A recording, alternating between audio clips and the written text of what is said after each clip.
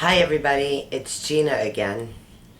Today we're up to step 5, and if you've done a thorough fourth step, you'll begin to feel the nearness with your Creator.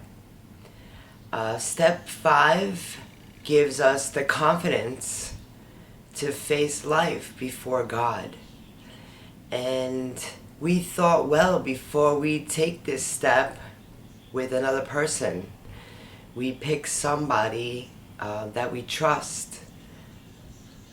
Disclosing our fears, resentments, harms done others, and sexual conduct are not always easy tasks to divulge.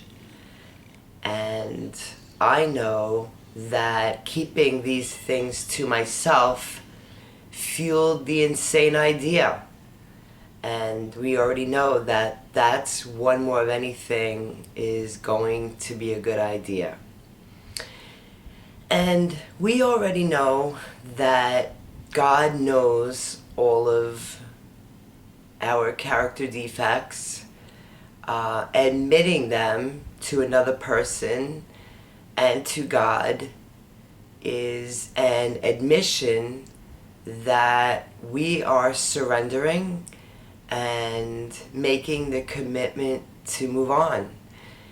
And I think it's vital to get these things off our chest to another human being and God, so that we can feel or start to feel as though we can be forgiven.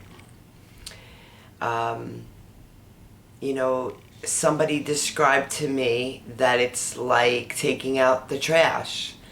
They hate to take out the trash, so when it gets full, they stuff it down. And after a while, that garbage stinks. And that's exactly what we do when we push down things that we need to disclose to others. And they're all important steps. This one, most alcoholics and addicts skimp on. And if you have 100 things to tell and you only tell 99, it's going to be that 100th thing that takes you out.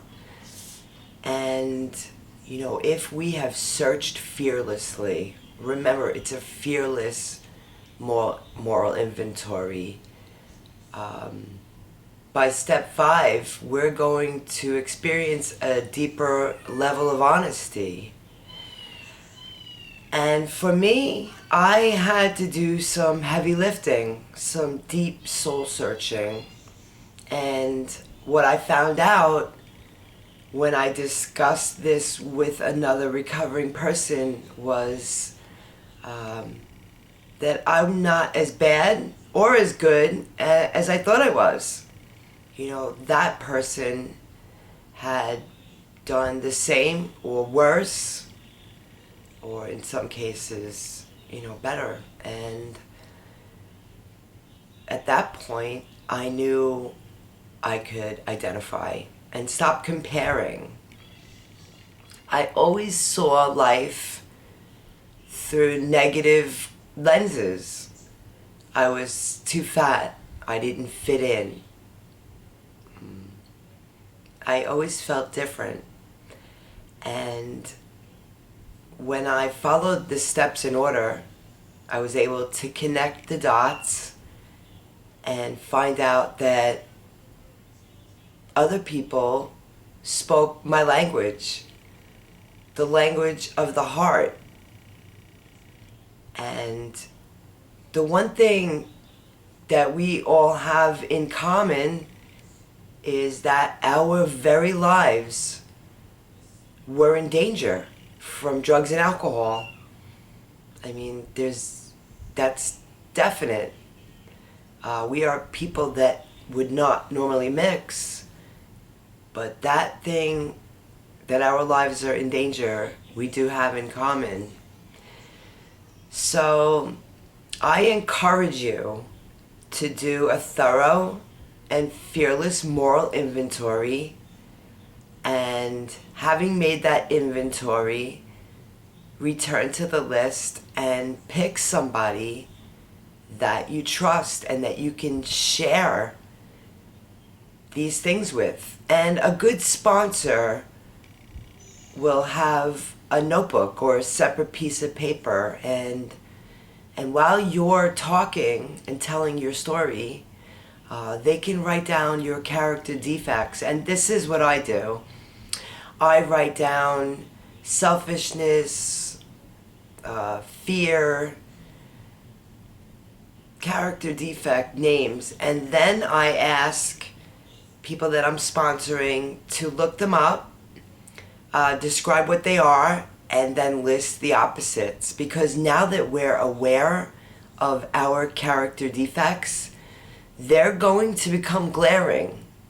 And when they pop up, we can become aware of them and ask God to remove them at once. And for me, that meant practicing the opposite. So I don't want to go any further.